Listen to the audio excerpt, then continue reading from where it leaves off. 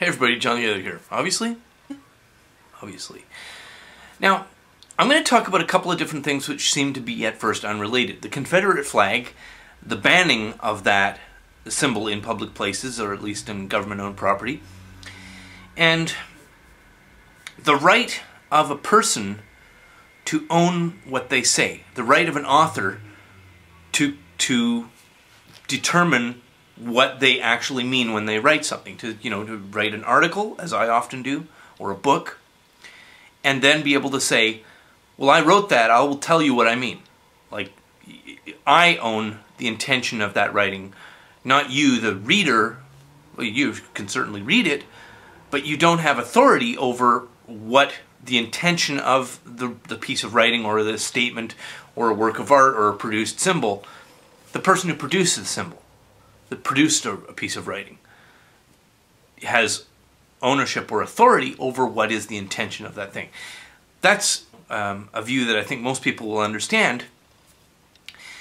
But there's a different view, one which comes from postmodernism, which is that the owner of the creator of a work of literature or of a symbol, like a flag or a painting or a work of art or a cartoon or something, or a piece of music, does not own not just the right to listen to distribute a piece of fiction or literature, statement or a symbol, but they also don't own the intention of that, whatever it is, music, literature, article, statement, and so on.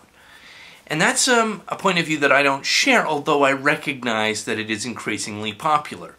This is the belief that an author making a statement or writing something does not have the right to say or to have authority over what it is that they mean when they speak. In this particular viewpoint, I don't have the right to determine what it is I mean.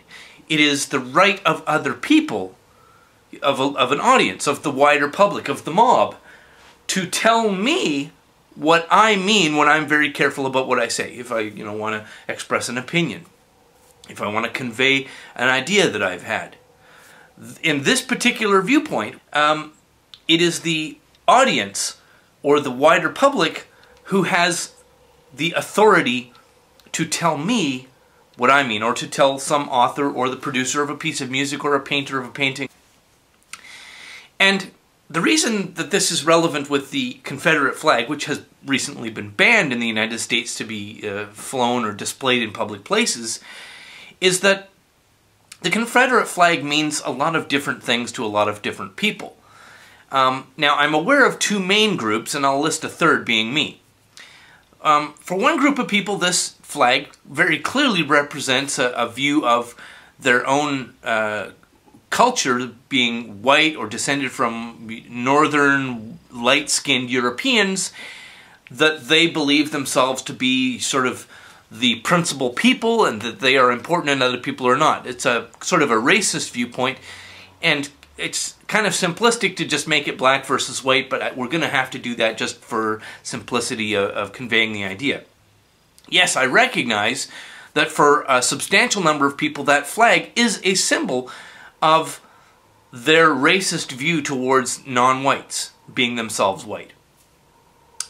But for a very large group, that flag has nothing to do whatsoever with racism, and it represents their community. It represents sort of the historicity of their family legacies, the struggles of their ancestors. It represents a spirit of pioneering and struggle against opposition. It represents a spirit of rebellion. And as much as I am not a member of the Southern United States, I have no particular personal investment in the ideas of the Confederacy, I recognize that this is, for many people, a great and powerful and important part of their identity. Quite separate and having nothing to do with any idea or notion of racism. Now, it's interesting that the people in power who pass laws cannot be unaware of this. They're not foolish, complete idiot morons. So I find it a little bit troubling that they have banned a symbol which has so many different meanings, knowing that for many people it's a symbol of family and community, and it's been banned. Now, the third group of people, of which I'm a part, who have a very clear understanding of the meaning of the Confederate flag, are people who are, in many cases, not even Americans. For me, it's the symbol that was painted on top of a car in a 1970s TV show called The Dukes of Hazzard, which I watched when I was a little kid. And I thought it was a very entertaining show. It had these two kind of, from my adult view now, kind of idiotic brothers living out in some outback farm in some weird hillbilly town in some part of the United States, and constantly running from a incompetent sheriff's deputy and getting into all sorts of retarded, dangerous shenanigans. Now, as an adult looking at that TV show, I recognize that that show is retarded. It's idiotic. It's a childish, kind of immature, if charming little show. I also know that you can look at that show from the present, in 2015, you can look back and go, oh, it was so much racism and nastiness and bigotry and prejudice. You can look back into the past and project all this negative shit on it. And I know a lot of people like to do that because it makes them feel, ooh, superior and moral and upright and all this stuff and progressive.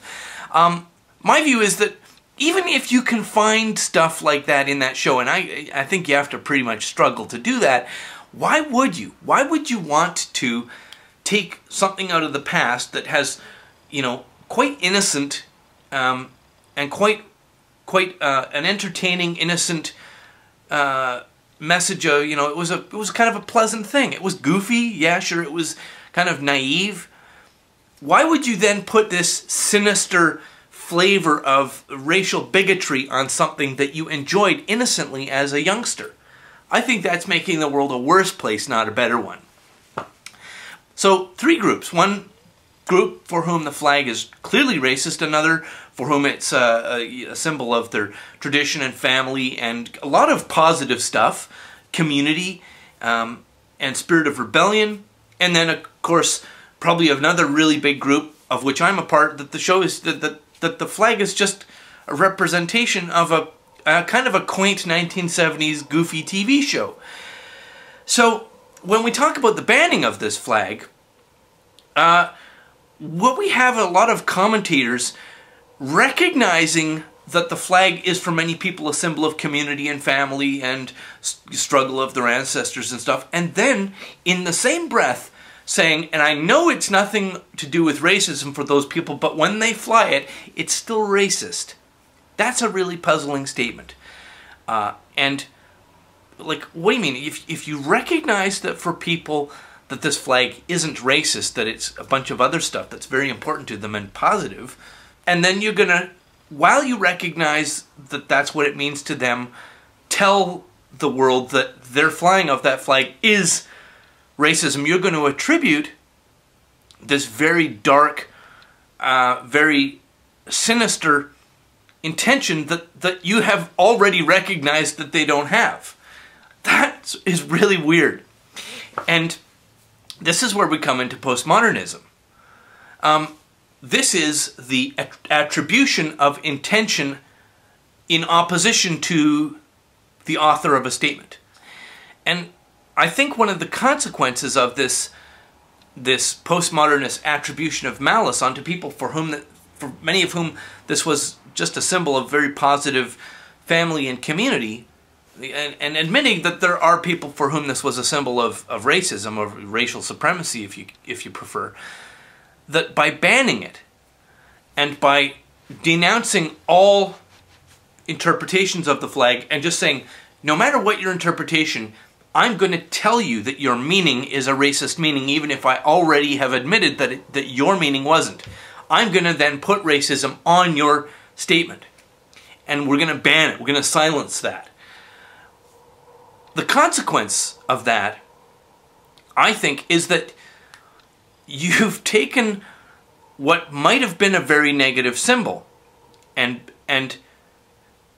you've turned it, not only have you turned it into a symbol of human freedom and free expression and freedom of thought and civil liberty of human beings, all of which are highly positive things, you've put yourself in opposition to all of that.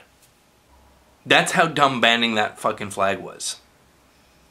Good job, liberals. Good job, progressives.